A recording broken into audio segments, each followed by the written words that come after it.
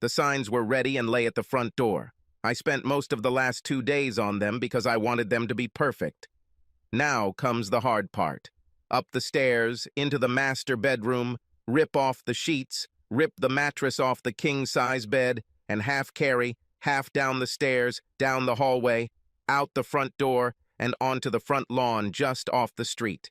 Return to the house, go up the stairs, throw the bedding down the stairs, take it outside, throwing it in a pile next to the mattress.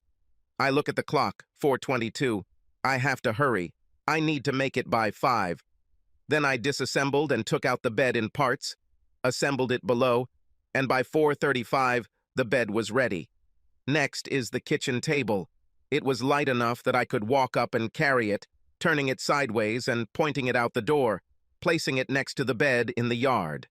The last item was a 6x8 rug in the living room. I rolled it up and placed it next to other items in the yard, set up signs, and proudly noted that it was only 4:55.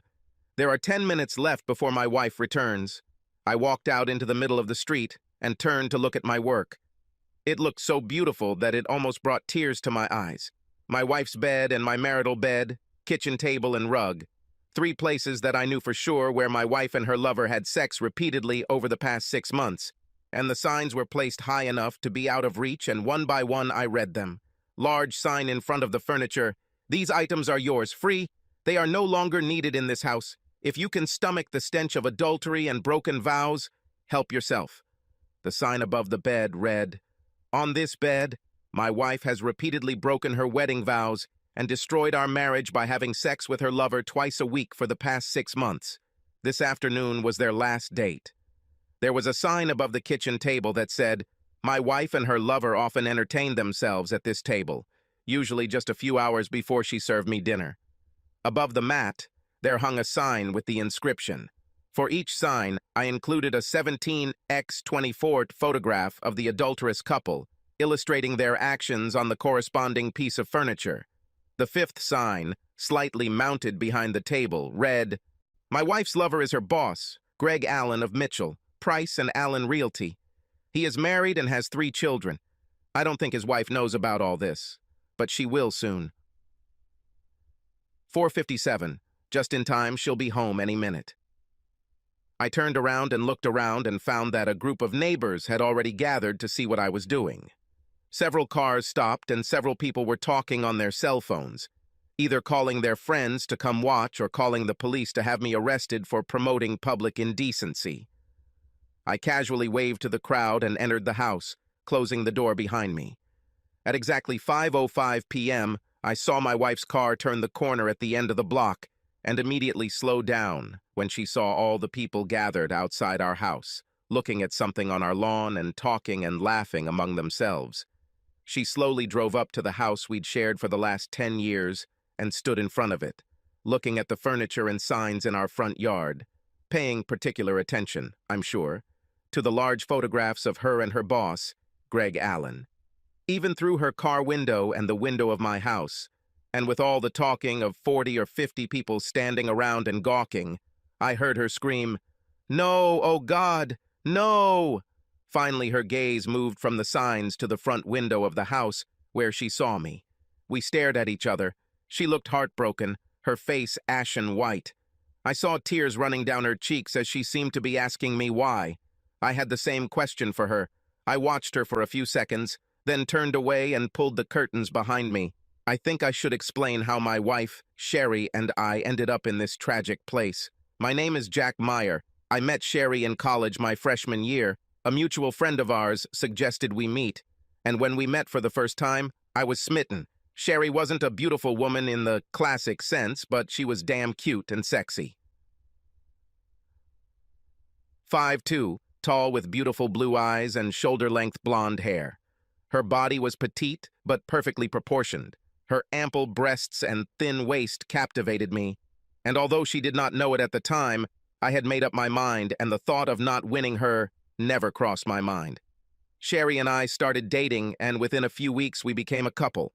A month after we met, we made love for the first time, and it was like nothing I had ever experienced. I was obsessed with Sherry and couldn't get enough of her body. Neither of us were first-time virgins, but our experience was limited and we enjoyed each other's bodies. I think it's safe to say that we were as deeply in love as we could be. We got married right after high school and moved into our first home, a condominium in Van Nuys. Sherry received her real estate license and went to work for one of the most renowned agencies in the area. I used my engineering degree to get a good position at an electronics company, and we settled into what I thought was the perfect life.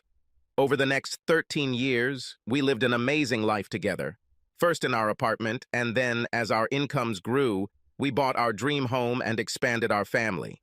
First came Shelby, who is now 8 years old, and 2 years later came Ryan, who is now 6 years old. Sherry and I love these two children to bits. We lived for each other and for our family. So what happened? It's a shame I can't say. I wish I could say I picked up on little signs that told me something was wrong, but I didn't. I was completely blind and calm, living in a world of absolute love and trust with my wife.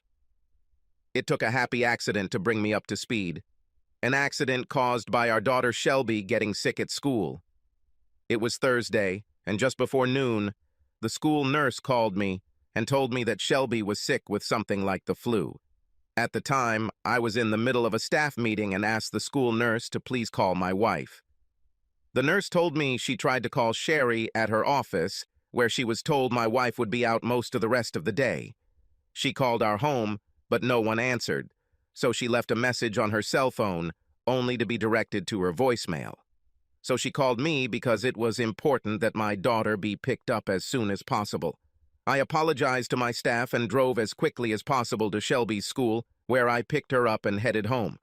When we got there and I opened the garage door, I was surprised to see a car I didn't recognize parked in my car's spot next to my wife's car. At that very moment, a lump formed in my throat, and my stomach began to twist. No, this can't be, I told myself. My wife, the woman I love more than life itself, cannot have an affair. It is impossible. But still, why was there a strange car in the garage? Something was very wrong, and I had to find out, and I couldn't let my daughter find out. Stay in the car for a minute, Shelby. But why? I want to sleep, she whined. I know that, baby, but I think there's an exterminator at home spraying the house for bugs, and the spray will make you even sicker. I lied to her, the first lie I ever told my daughter. Let me check first, and then I'll come and pick you up. Shelby whined a little more, but lay back in the back seat to wait for me. I opened the door to the kitchen as quietly as I could, desperately hoping to find my wife and one of her friends drinking coffee and chatting at the kitchen table. But when I turned the corner, the kitchen was empty. I walked through the kitchen and into the living room, hoping to find her sitting on the couch talking, but there was no one there either. Then I heard her laugh, the joyful, girlish laugh that I knew so well. It came from above and my heart sank. The only rooms upstairs were the bedrooms. My knees were weak, but I forced myself forward. No matter how bad it was, I had to find out. I walked up the stairs quietly, the carpet softening the sound of my steps. The first bedroom belonged to my daughter. The door was open, and looking inside, I found the room empty, the bed made. The second door led to my son's room, and the door was closed. I started to open it, and then I heard my wife's laughter again, coming from the far end of the hallway, from the master bedroom. With my heart stuck in my throat, I crept to the edge of the door and listened. At first I heard nothing. Then I heard the sound of a bed rocking gently against the wall, and then my wife's voice. Oh God, Greg, so good. Oh yeah, baby, be my man. Then a man's voice. It's nice, isn't it, Sherry? Yes, Greg, you know it's good. The best thing ever, I've told you that 1,000 times. Even your worthless husband, Jack. He was breathing heavily. Please don't call Jack a weakling, Greg, he's not. He just can't make me feel the way you do. He loves me very much and tries very hard, but every time he makes love to me, all I can think about is that you are inside me, filling me, completing me, like no other. My body turned to ice. My loving wife could not bear the way I made love to her. I had to see for myself, but at the same time, I didn't want them to see me.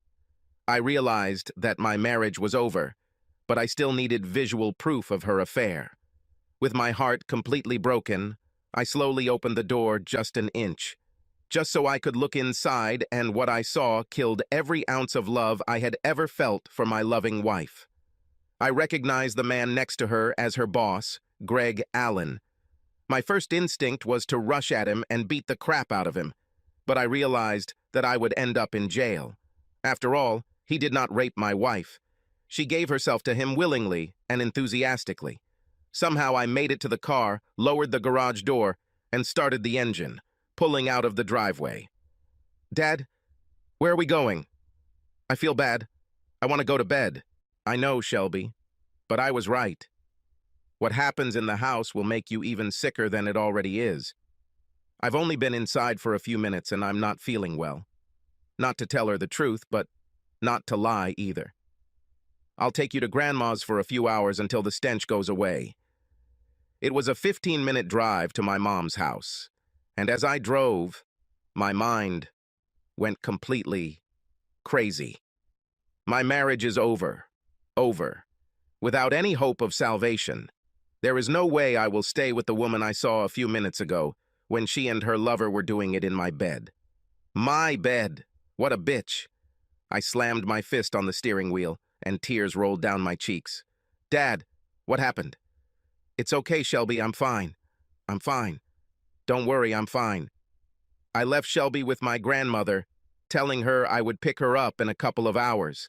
I didn't explain anything to my mom about what I had witnessed. I just told her to keep an eye on Shelby until I got home from work. I was tempted to go home and face the cheating couple, but I decided that I needed more than just confrontation. I needed revenge. And while returning to my office, I began to formulate plans that would destroy my wife and her boss. The electronics company I worked for had several divisions. When I got to my office, I asked my secretary to make sure I was not disturbed for the rest of the day. Then I picked up the phone and called my colleague in the security department. Dan Taylor was an outstanding engineer and a good friend since college. I told him that I needed to see him immediately, and he said that he would come to me in half an hour. He came 20 minutes after the call. "What's new, Jack?" "Come in, Dan, and close the door." "Wow, you look like you just lost your last friend." "I think so, and I need help." "Whatever, Jack. What's going on?" "I just caught my wife and her boss having sex in my house, in my bed." "Damn it, Jack. You're kidding." "I would like to. I had to pick up my daughter from school, and when I got home, there was a strange car sitting in my garage. I snuck inside and found them in our bedroom, on our bed. I couldn't believe it, but it's true." "Damn it, Jack. This shouldn't happen to anyone." "What happened when you collided?" "I didn't. I wanted to, but my daughter is sick, and I couldn't risk her seeing them, so I made her wait for me in the car.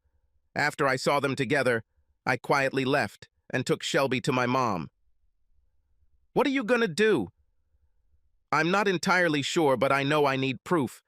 I need audio and video of them next time they do this, and that's where you come in. Do you need security cameras and microphones? Something small that I can hide in a few rooms in the house so I can record everything that happens."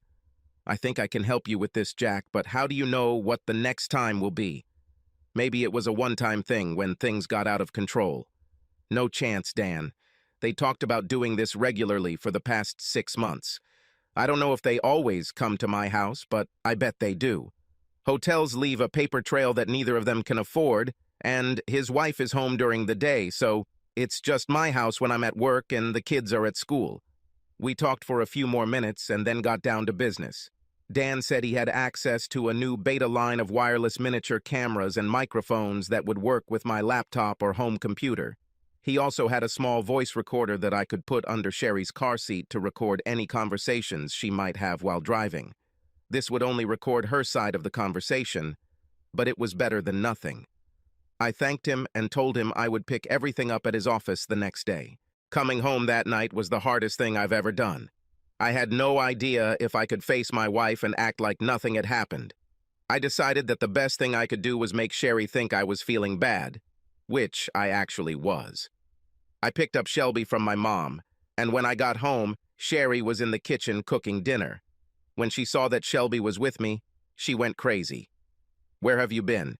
And why didn't you call me and tell me Shelby was sick? I just got a message from the school nurse on my answering machine. The school tried to call you, Sherry, but for some reason you were unavailable. They called your office and were told you weren't there, then they tried your home phone and left a message. They even called your cell phone, but it went to voicemail. Oh my God, I must have accidentally turned it off when I was showing it at home.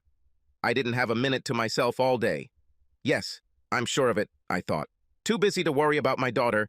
Sherry hugged Shelby and told her how sorry she was, then helped her into bed. My wife may be a cheater, but she truly loves our children. I seem to be an obstacle to her happiness. Well, that was about to change, and very soon.